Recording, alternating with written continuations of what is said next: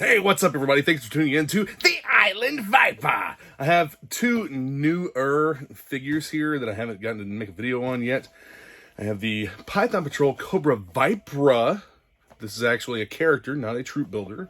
And the Tiger Force Flint. So I have a vintage Flint here that we're going to look at as well. A vintage Tiger Force Flint that we're going to take a look at. Let's get these two opened up and check them out.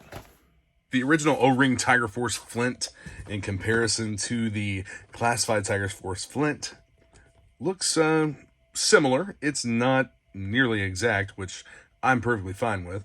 I don't really want just vintage remade.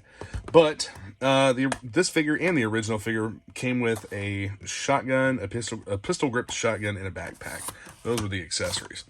The classified Flint came with the really weird break barrel pump whatever shotgun, a pistol, and his beret.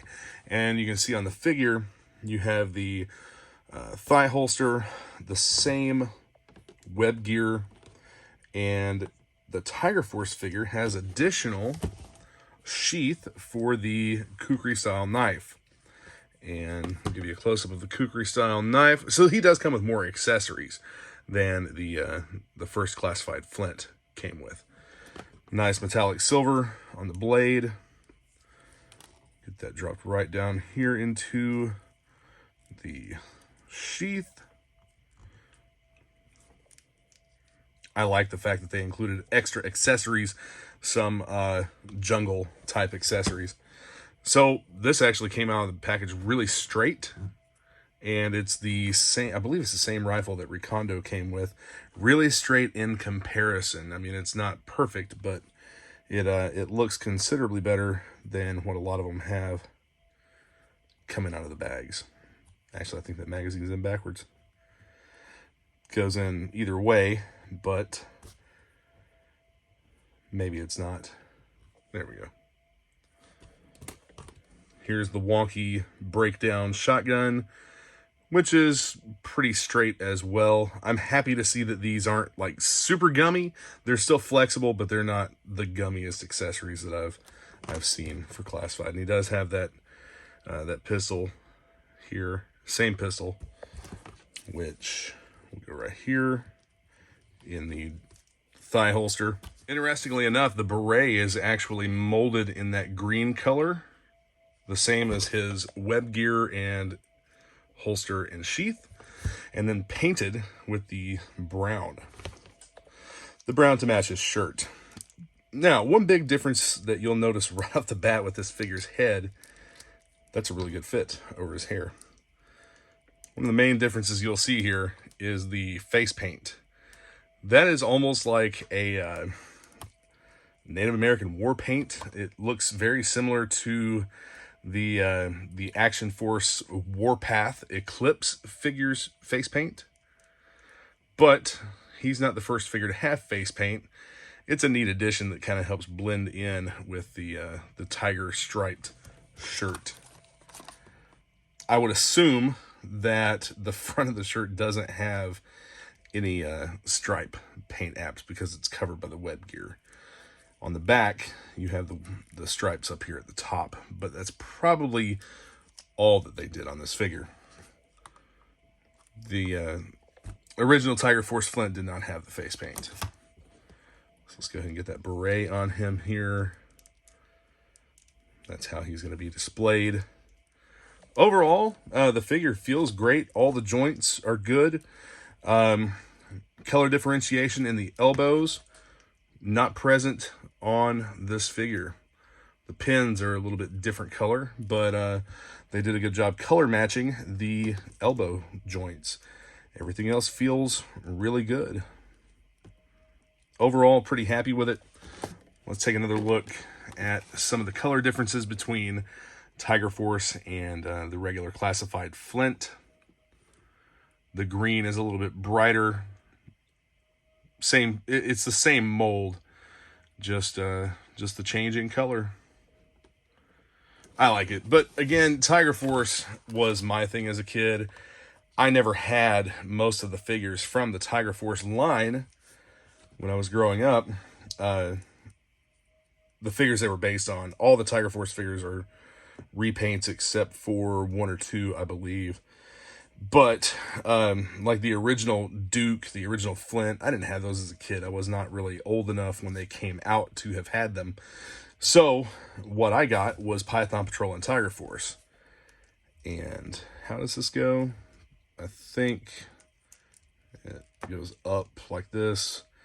Not really the best way to carry a shotgun in my opinion, but it works for this figure, I guess. And if I can get this on down in here, get his finger in the trigger guard, I'll have him hold his rifle in the packaging when I set him up. And I am going to display him in a clamshell case. Figure stands well. There's nothing really gummy with this figure. I'm really pleased with that. Everything is pretty solid. I know it's not one of the newest out of the line, but still, it's a newer figure. Target exclusive. Not nearly as bad as the Recondo figure's gumminess was.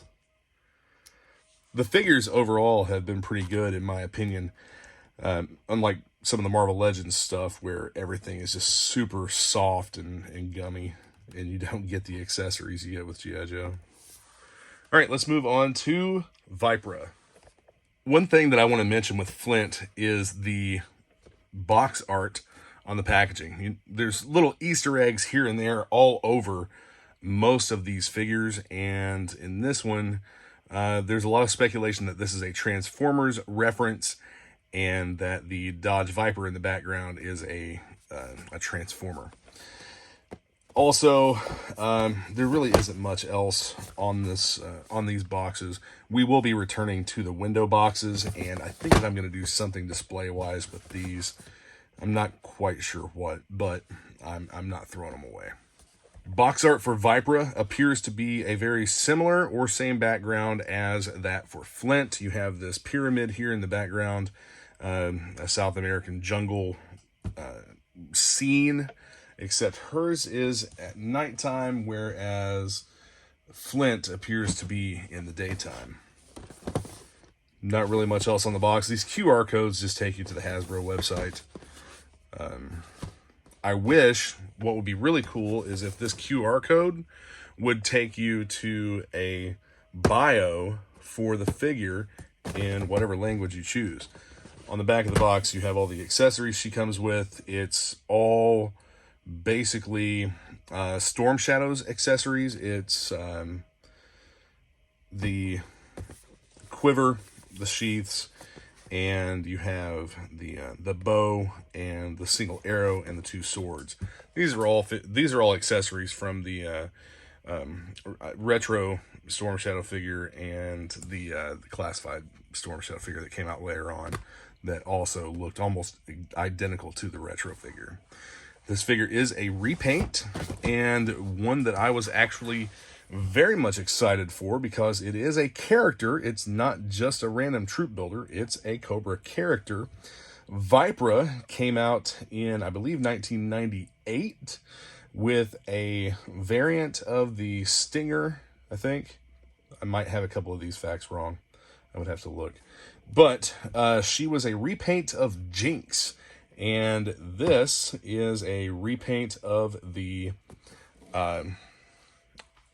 Akiko figure from the movie line, which was later repainted into, the body was reused for the female Blue Ninja, and now it's being reused again with the mask from the Master of Disguise Zartan for the Vypra character. Here's the female Blue Ninja for comparison, and you'll see that the arms are actually different on the Vypra figure than what they are on the original Blue Ninja figure. Everything else is pretty much the same, all the way down to the head sculpt and everything. I prefer these accessories to the Storm Shadow accessories, by the way. We stand this up. Whose arms did Vypra get? None other than Zarana's. She has Zarana's arms and shoulder pauldrons. Looks pretty good with the set, I think. going over the accessories here just a bit, you have the skull mask with, I don't know what this is on the forehead.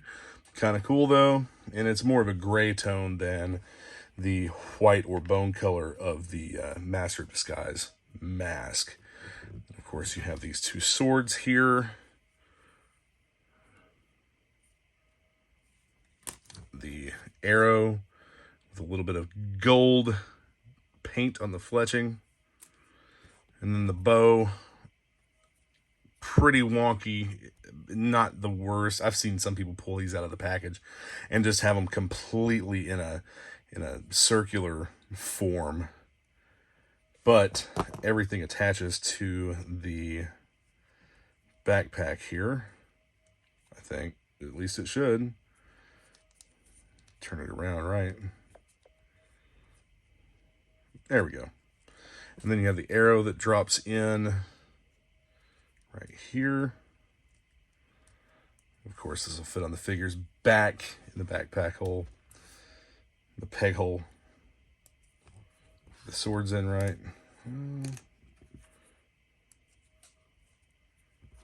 Get them in the correct sheath.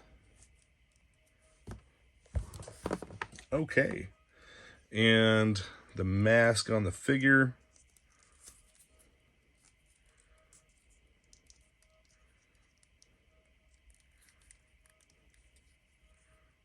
Kind of an odd choice, but whatever.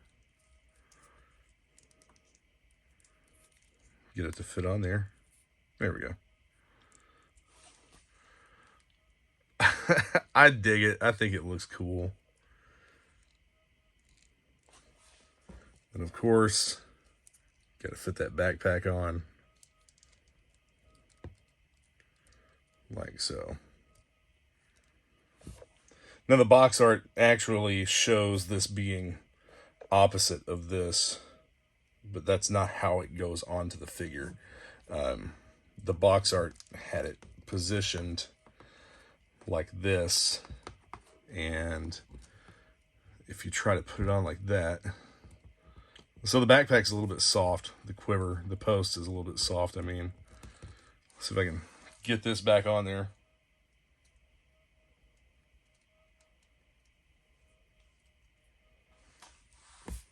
It's kind of, I don't know. I don't like it like that. I prefer it like this, more centered. And the bow right here. Yeah, I prefer the more centered look with the top draw of the swords. But overall, good looking figure. I'm happy with it. I was excited because it was something different for the Python Patrol line. Not just a direct repaint, but also a little bit of a kit bash there. And that's they've been doing that with some of the figures lately. They've been kit bashing and swapping around some parts. I am really happy that she has the updated double jointed elbows. I think that it would have been a step in the wrong direction if they had gone with the little peg and disc elbows like what they did on the Blue Ninjas and on the Akiko figure. And I know they did that with the female Steel Brigade figure, and I think that it was not the right choice. They should have used Lady J's arms or some variant thereof to give the Steel Brigade figure the double jointed elbow. These figures, being smaller in stature, have smaller joints. They're a little bit wonky. At least this one is. Not terrible, but she is very posable. Nothing is overly tight. Nothing feels like it's going to break articulating it or anything like that. And you do have the same legs, the boot cut, same articulation that you have with the Blue Ninja and Akiko. Here they are in the clamshell cases. Tiger Force Flint and Python Patrol Vypra. I love setting my figures up in these clamshell cases, and some people have asked, why are you taking them out of a package just to put them back into a package? Well, I have the display ability of these clamshell cases, plus I can take them out for photos or whatever I want to do. I can change their positions or anything. It's still a loose figure with the appeal of a window box or like a carded style display. So this is how I choose to display my classified figures that come in the tax break packaging. That's what I'll call it, the windowless tax break packaging. And there's been enough outcry over that packaging, and I think there's been enough theft in stores with swapping figures and people not knowing until they get home, that they are going back to the window packaging. The first figures that we saw in the new window packaging was Mutton Junkyard and Metalhead. So really looking forward to getting those two, especially Metalhead. Metalhead was a favorite Cobra back in my childhood as well, just because he had so many accessories, and I thought he was one of the coolest figures at the time. And that was in the 90s. Range Vypra was another one. I was always a big fan of Cobra figures, more than I was G.I. Joe figures, because they always had some kind of gimmicky thing with them, with their accessories. And whether it be a giant shark that shoots a rocket out of its mouth, or missiles firing out of a backpack or out of pods on your legs, stuff like that I thought was really cool when I was younger. And anyway, I'm going to get these guys on the wall. Thanks for joining in the Island Viper and the wonderful world of not hating everything G.I. Joe. Be sure to hit the subscribe button and the notification bell. Check out the description for links to different things, including, I'll throw links to these figures up there as well, if they're still available. I'm pretty sure that they're still available on Target's website and on the app. So anyway, I will see you all soon with either some toy talk or more figure unboxings. Thanks for watching, guys. Yo, Joe.